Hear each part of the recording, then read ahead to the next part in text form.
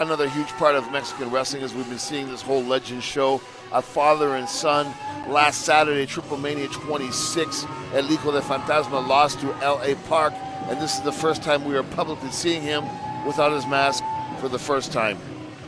And Hijo del Fantasma wore that mask for the duration of his entire career, which spans, what, 15, 20 years? 18 years. What's his frame of mind now coming out through that curtain for the very first time with his face exposed? I think it's like pressure off of his shoulders, and you can see it's like a relief. And he's not scared. I think his career actually is just starting now without that mask. There's no doubt. He's a handsome guy. He's a young guy. He's strong. He's on point. He's a superstar worldwide. Let's see what he's going to bring to the mat today. And, of course, looking to make his dad proud, the walking ghost himself, Fantasma, 39 years in the game. And certainly we've talked about how timeless all of these legends are. We've talked about the importance of family. We've talked about the tradition. And really, Fantasma, Hijo del Fantasma sum up all of those traits. El Fantasma. I can't tell you how much I dislike the ring announcer. I think you got the point. Certainly likes to reiterate himself a time or two, doesn't he? Yes, he does. La sangre latina nos une. Y a pesar de que este encuentro tiene dos extranjeros, son viejos conocidos para la nación tricolor mexicana. Uno de ellos, oriundo de la isla de Puerto Rico, bienvenidos a su mundo, anteriormente conocido como el Mesías, ahora Gilbert el Boricua.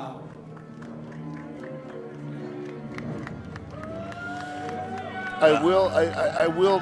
He's introducing Ricky Mesias, who is better known as Mil Muertes to you United States fans. I can't tell you how much of a jabroni the ring announcer is. He's saying shit that makes no sense, and he's just a straight-up goof. Well, nothing goofy about this man. Probably the most physically intimidating and daunting force anywhere in the city this weekend, ExpoLucha or otherwise. Call him Ricky Banderas, call him Mesias, call him Mil Muertes. He personifies destruction. Yes, exactly. That music puts fear into the opponents, and he has earned it, brother. He's been fighting every big name in the game for over 20 years, and he's here. The fans appreciate him. They know that he's going to give someone a beating. 5-time champion in IWA Puerto Rico, 19 other titles there. 4-time AAA Mega Champion, Lucha Underground Champion. He's dominated everywhere he's been. No doubt. Ha compartido cuadriláteros desde Yoshi Liger, Mil Máscaras, y hoy en día, campeón que ganó el día de ayer el título de los pesos completos de Pro Wrestling Revolution. Aquí está, Último Dragón. What our ring announcer, I believe, was referencing there was Ultimo Dragon's big championship win yesterday afternoon. Yep. Brand new Pro Wrestling Revolution champion, defeating Hijo del Trump in the main event of our Showcase of Viva la Lucha card yesterday afternoon, right here on luchacentral.com. If you missed it live, I'm sure we're going to do replay streams, rebroadcasts, give you a chance to be part of that. But Ultimo Dragon, another guy who's been all over the world, Japan to Mexico to the mainstream U.S. promotions, championships all over the place, NWA, WCW, New Japan, All Japan. You could list them a mile long. Ultimo added one more yesterday. We saw Hijo de Trump go after the knees of Ultimo Dragon. We touched on pre-existing knee problems. Will that play a factor in this match, in your opinion? I'm not sure, because I don't think anybody in the ring knows of his injuries. You know, he's Japanese. What that means is Japanese wrestlers don't really like to whine and cry about things. They don't like to let, pain is part of the process. It goes back to the warrior culture, samurai culture, sumo culture, which is actually the national sport in Japan. So he grew up in that environment, so a little knee injury like that is not going to phase him. So I don't know how much it's going to come into play.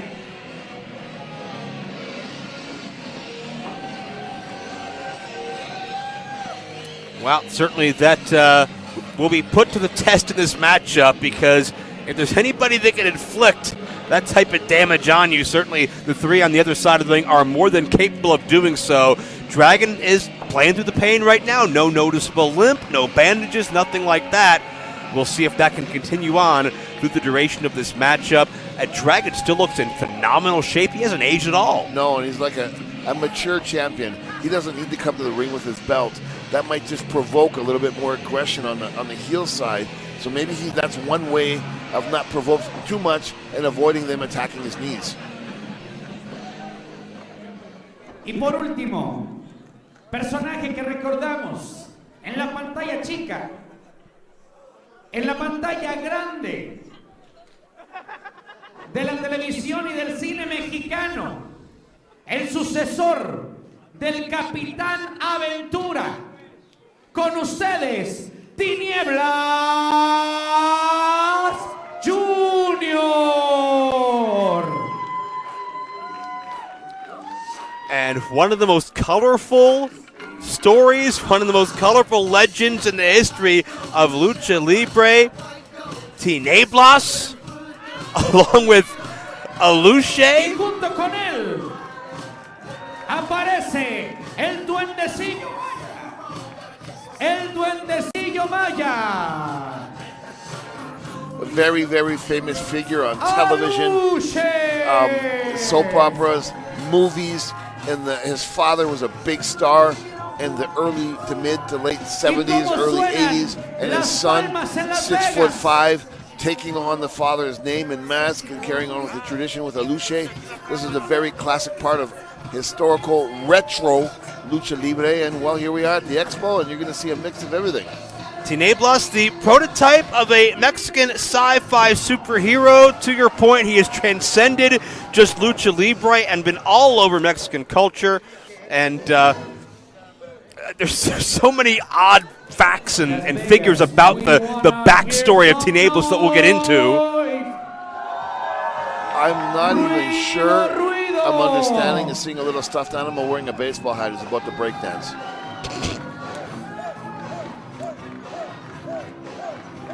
You don't got to understand it to appreciate it. A little bit of Michael Jackson playing, a little bit of some moonwalk action. I'm not understanding what I'm seeing. But I'm not going to describe that part. Yeah, I mean, it looks like a hamster on ecstasy, and he's doing his thing, dude. He's doing his thing. Whatever his thing is, that is what it is. I have no clue.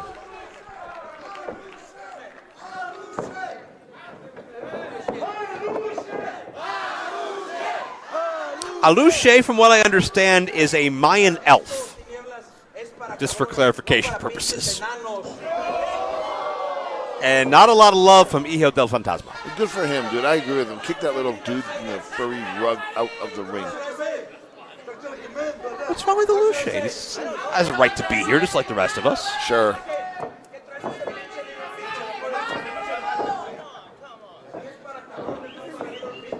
I think he hurt his feelings. Good. Aw. If I was Hijo del Fantasma, I'd kick him right in the mush and knock him out of the ring. No, he's too adorable. Well, that's how you become a heel. Okay, well, thank you.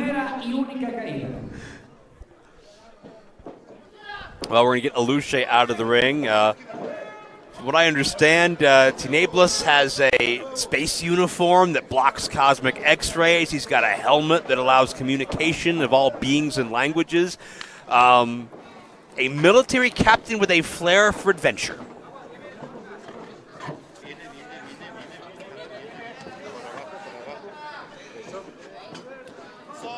I understand that Tinieblas is a descendant of beings from another world that were mistaken as gods. That's what led to the beginning of the legend of Tinieblas. That's only grown as his career has manifested and certainly passed down through the generations as the bell has sounded to officially start. This is the main event of Legends of Lucha Libre. We have seen a little bit of everything this afternoon. We've seen some of your heroes. We've seen some trendsetters, some innovators, people that have made the genre what it is today. And this is our feature matchup. It's Mesias and Fantasma. Starting out centering, how do you break down this confrontation? 1 year ago, Father Fantasma, the original, suffered a major heart attack. And he was in the hospital, and they told him, "You're never going to be the same again." a week, three days later, he was in the gym.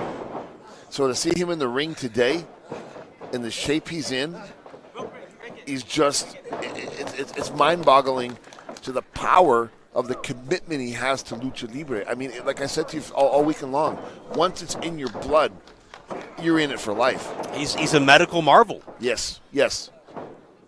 And I'm sure if you brought that same doctor here today and showed him this match, he'd have no explanation for why it's taking place. No, he'd shake his head. But in all actuality, he is the active ruling body.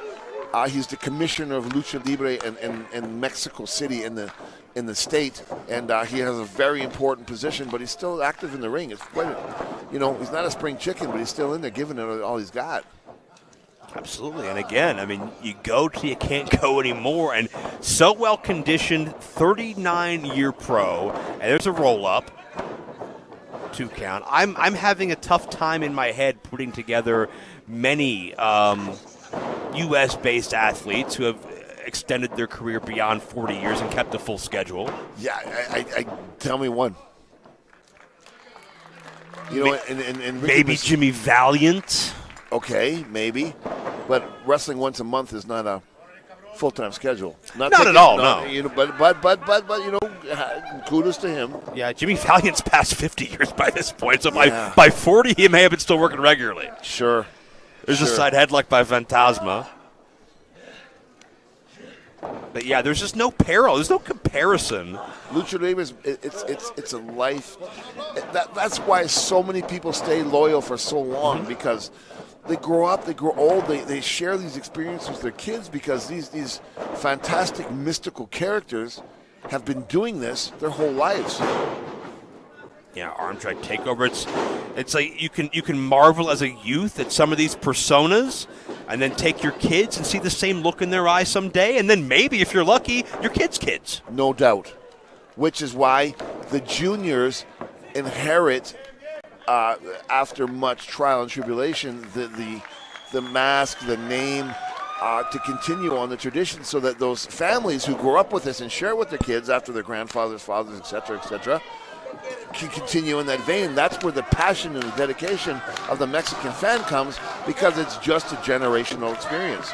As the tags have been made to Hijo del Fantasma and Último Dragón, to that point, do you think Fantasma has an opinion over his son losing his mask? Is he disappointed? Is he supportive? He was understanding of the why when it actually went down. He showed his son love and support. It's not an insult. I'm sure he didn't want the outcome to happen as it did, but we get in this business, we take those matches, and we know the consequences. And Último Dragón, of course, not quite the same experience level of some of the 40-year pros we've talked about, but so influential. We've talked about the Acai moonsault, just moves that have been named after him throughout the years. We haven't talked about Último Dragón's Torumon organization back in the day, which paved the way for what people know today as Dragon Gate. Yeah, in WAR when he was with Tenryu, when Tenryu left All Japan. He was in, the first of many, but the most impactful star from Japan in WCW, beside the great Muda, and of course WWE. He's been to Puerto Rico. Of course, when I was in Italy, he was one of the bigger stars in the Italian promotion, NWE. So yeah, you're looking at somebody who deserves everything that we're saying about him, and then some. Held the J Crown, number of championships, debuted in WCW with some 7 or 8 titles all draped around his body, and then once he got there, he kept winning more. It was crazy. It was crazy. It was such a sight to see when he came out on TV with all those belts. It was amazing. Beat Rey Mysterio for the WCW Cruiserweight Championship. That's no easy feat. No, it's not. And a lot of that starts at Dragon's roots. He came out of the New Japan dojo, and they breed him tough. No doubt. He was a black belt in judo before he was 9 years old. So, believe me, he's my age, and he's been in combat sports pretty much 90% of his life. So it's got to be taking its toll. And who idolized Bruce Lee when he was younger, correct? Yes. That's where the name originates from, the Final Dragon, the final student of Bruce Lee. Yes, that's exactly true. And now Tinieblas. Please give me Vampiro's take on Tinieblas. I mean, I'm not a fan of the style, but I'm a major fan of what it implies, where it came from. I think it's amazing, the crossover and the longevity they've had. The mask is awesome as hell. And I've known him since I got to Mexico. His whole family has treated me like nothing but one of theirs. They're great people. And he's one of these guys who didn't need mainstream TV or anything like that. And he's doing better than most of us. So, good for him. And Alushe wants to step up and fight Pirata Morgan. Not the best decision. No, not the best decision, but... Well, so basically, stylistically, you differ from Tinieblas, but you respect his place in the culture. 100%. Okay. But listen to the fan reaction for Alushe more than any one of these guys. Well, Alushe showing no fear.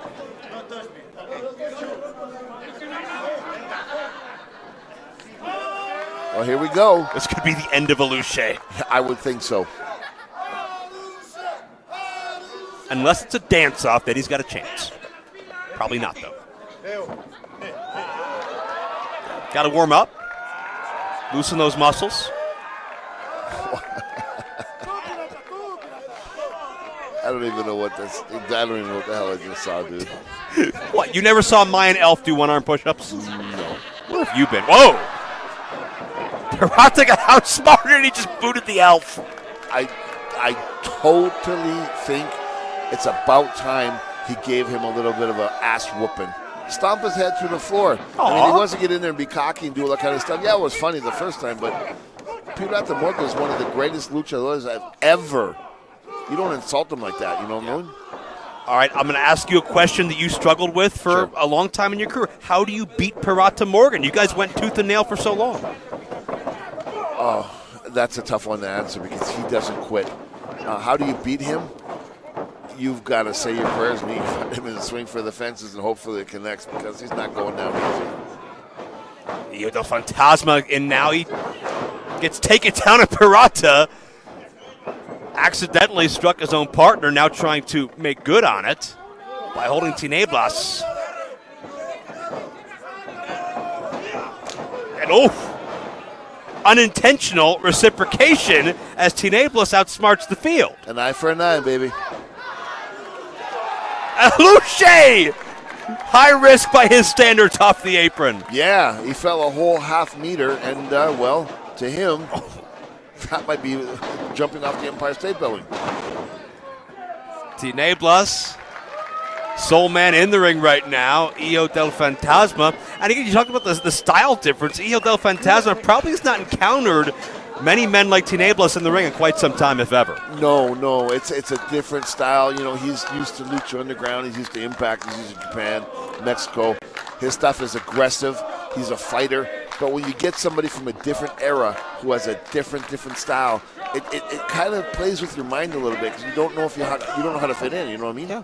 Fantasma and Mesias in the ring right now. And I think it goes back to why the younger wrestlers these days are told to study that old footage. There's a lot of things that people do back in the 80s, the 70s, the 90s that can work very, very well that we just don't see today. And that helps keep you on your guard the more styles you understand. I could not agree with you more, my friend. Very well said. Nice job by Fantasma to take Mesias to the floor. Fantasma's going to have to keep a quick pace here. Wow. To neutralize the power advantage of Mesias, wouldn't you say? Yeah, but you see that plancha he did outside. Jeez. Absolutely. You know, in the ring, arguably the quicker of both teams, Último Dragón and Hijo del Fantasma. Leg sweep. Here's Tinieblas. Cross body to Pirata. Look at Último Dragón. Cinching in a variation of a sharpshooter. Tinieblas cradles Pirata Morgan. He beats it. There you go.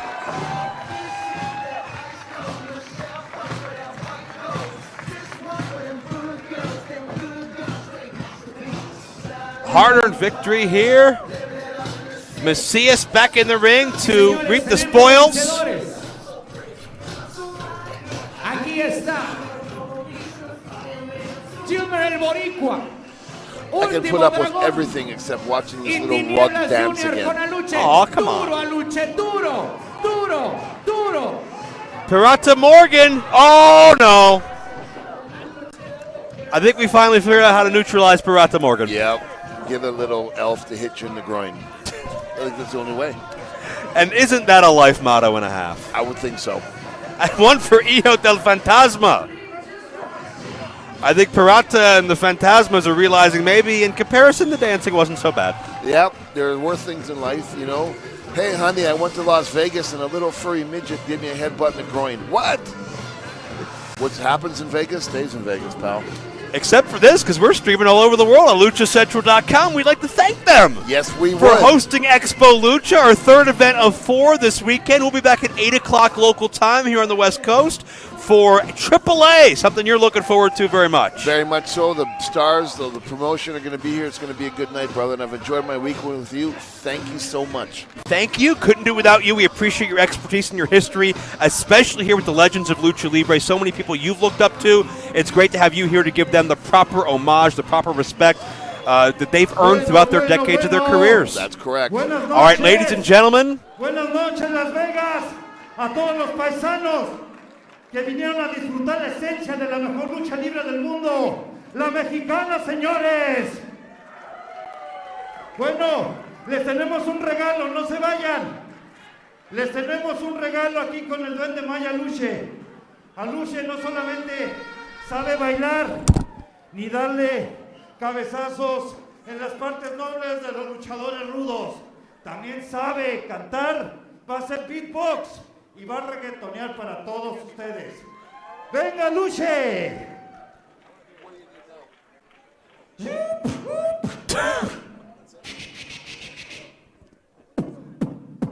Here we go. Lady, I get him out. My name, Alushe. Give me beatbox. Here we go.